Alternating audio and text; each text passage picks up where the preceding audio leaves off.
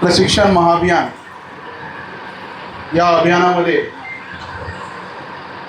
आपल्या सर्वांचं मी स्वागत करतो।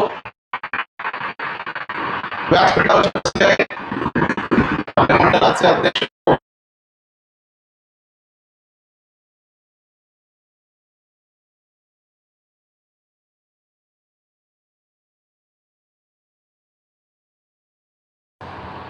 आपण सगळे प्रमुख कार्यकर्ते आहोत आणि आपणास कार्यपद्धती या विषयात सांगणं म्हणजे एक माझीच परीक्षा आहे। तर मी प्रयत्न करेन या विषयात माझे विचार मांडण्याचा। तासगाव शहर आणि ग्रामीणचा हा अभ्यास वर्ग, हा प्रशिक्षण शिबिर या ठिकाणी होऊ घालतंय आणि योगायोग म्हणजे माझी सासरवाडी तासगावमध्ये येते आणि स्वागत हे आमच्या सासरवाडीच्या माणसांनी केलं, हा योगायोगच आहे। असे योगायोग भारतीय जनता पार्टीमध्ये बरेच घडत असतात। कधी कुठल्या नेत्याचं नाव खासदार म्हणून जाईल, कधी कोण आमदार होईल आणि कधी कोण नगराध्यक्ष होईल, हा सगळा योगायोगच असतो। म्हणजे मला विशेष वाटलं नाही जेव्हा रामराव वडकुते राज्यसभा खासदार झाले। ऐकलं नाव तुम्ही सगळ्यांनी? मायाताई महापौर, हे कशामुळं आणि का? आणि पार्टी विथ डिफरन्स इतरांपेक्षा हे वेगळं काय, याचं उत्तम उदाहरण म्हणजे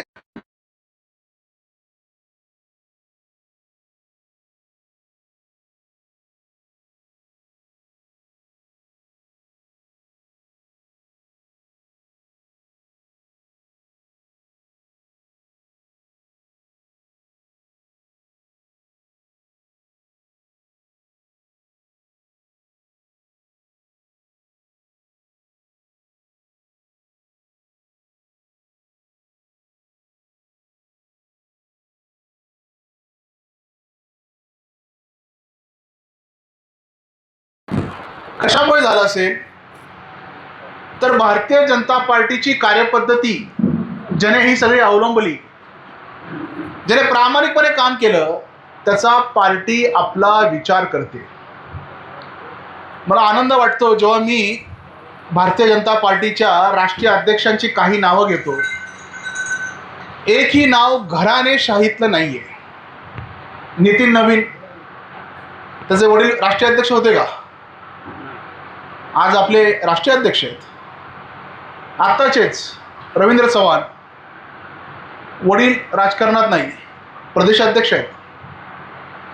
म्हणजे इतर साऱ्या पक्षापेक्षा आपण वेगळे का आहोत? हा पक्ष सामान्य कार्यकर्त्यांना न्याय देणारा आहेच, परंतु काय आवश्यकता हो या प्रशिक्षण शिबिराची? आपण सगळे आलो, 2 दिवस देणार, 3 दिवस देणार, तयारी करणार, फोन करणार, हा सगळा खटाटोप सुंदर वातावरण, हा भारतीय जनता पार्टीचा कार्यकर्त्यापासून नेता होण्याची महत्त्वपूर्ण वाटचाल म्हणजे हे प्रशिक्षण शिबिर आहे। शिबिर का करायचे, कशासाठी करायचे? तर या शिबिरामध्ये कार्यकर्ता घडला जातो, त्याला संघ काय आहे, बीजेपी काय आहे, संघ परिवार काय आहे, भारतीय जनता पार्टी काय, त्याचा इतिहास आहे सांगितलं जातं। आज कदाचित काँग्रेसवाल्यांची दयनीय अवस्था का आहे? कारण की तो त्यांच्या पक्षाचा इतिहास विसरलेत। आणि आपल्याला माहिती आहे, जो माणूस इतिहास विसरतो तो इतिहास कधीही निर्माण करू शकत नाही। तर भारतीय जनता पार्टीचा इतिहास वारंवार सांगणं, भारतीय जनता पार्टीची कार्यपद्धती 1951 पासून जनसंघापासून आहे ते आतापर्यंत वारंवार बिंबवणं, भारतीय जनता पार्टीसाठी किती जणी त्याग केलाय, तपस्या केली, बलिदान दिलंय, तो इतिहास सांगणं हे क्रमप्राप्त आहे। आपण आपल्या शहीदांचा इतिहास विसरत नाही। तसंच 2 प्रतिमा या ठिकाणी लावलेत, श्यामाप्रसाद मुखर्जी आणि पंडित दीनदयाळ उपाध्याय। दोघांचं बलिदान या देशासाठी आहे, भारतीय जनता पार्टीसाठी आहे, ही ऐतिहासिक गोष्ट आहे। त्यांचा राजकीय बळी करण्यात आला। श्यामाप्रसाद मुखर्जींचं तर काश्मीरमध्ये एक देश में 2 विधान 2 प्रधान 2 निशान नहीं चलेंगे म्हणून विदाऊट परमिट 1953 साली जेव्हा जम्मू काश्मीर त्यांनी एंट्री मारली, त्यांना अटक करण्यात आलं आणि तुरुंगामध्ये संशयास्पदरित्या त्यांचा मृत्यू झाला. 23 जून तारीख, म्हणूनच आपण तो बलिदान दिवस म्हणून साजरा करतो. श्यामाप्रसाद मुखर्जी एक उत्तुंग व्यक्तिमत्व. नेहरूच्या मंत्रिमंडळामध्ये अवजड उद्योगमंत्री होते, कॅबिनेट होते. पण जेव्हा कळालं की नेहरू हे फॅसिस्ट आहेत, कम्युनिस्ट विचारसरणीचे गासलेले आहेत आणि समाजवादी दृष्टिकोनातून विचार करतायत, जो या देशातला मातीतला विचार नाहीये. मग या मातीतला विचार काय आहे? या भारताची मूळ संस्कृती काय आहे? त्यासाठी आपण एक नवीन पक्ष स्थापन केला पाहिजे असं कुठेतरी श्यामाप्रसाद मुखर्जींच्या मनामध्ये आलं. त्यांनी ही आपली वेदना माननीय द्वितीय सरसंघचालक पूजनीय माधव सदाशिव गोलकर यांना बोलून दाखवली. संघ राजकारणात आजही पडत नाही, तेव्हाही पडत नव्हता. पण संघावरती वारंवार बंदी आली आणि कोणीतरी आपला आवाज असावा म्हणून आपले 2 स्वयंसेवक, एक पंडित दीनदयाळ उपाध्याय सारखे आणि अटल बिहारींसारखे, संघाने 2 प्रचारक भारतीय त्यावेळीचा जनसंघ त्याला देऊ केले आणि तिथून ही सगळी घोडदौड आत्तापर्यंत चालू आहे. पंडित दीनदयाळ उपाध्याय जेव्हा पार्टीचे अध्यक्ष झाले, संशयास्पद मोगलसराई स्टेशनच्या पटरीवरती त्यांचा मृतदेह आढळला. संशयास्पद.